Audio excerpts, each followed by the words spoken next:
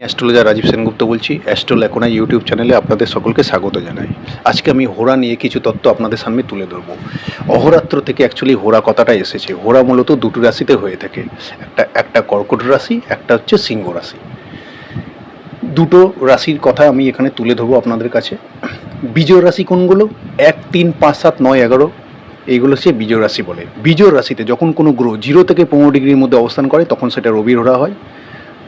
15 থেকে 30 ডিগ্রির মধ্যে যখন কোনো গ্রহ বিজয় রাশিতে অবস্থান করে তখন সেটা চন্দ্রের হোরা হয়। ঠিক একইভাবে জোর রাশি কোনগুলো? জোর রাশি হচ্ছে 2, 4, 6, 8, 10, 12। জোর রাশিতে যখন কোনো গ্রহ 0 থেকে 15 ডিগ্রির মধ্যে অবস্থান করে তখন সেটা চন্দ্রের হোরা হয়। 15 থেকে 30 ডিগ্রির মধ্যে জোর রাশিতে যখন কোনো গ্রহ অবস্থান করে তখন সেটা রবির হোরা হয়। হোরা থেকে মূলত আমরা সম্পদ বিচার করে থাকি।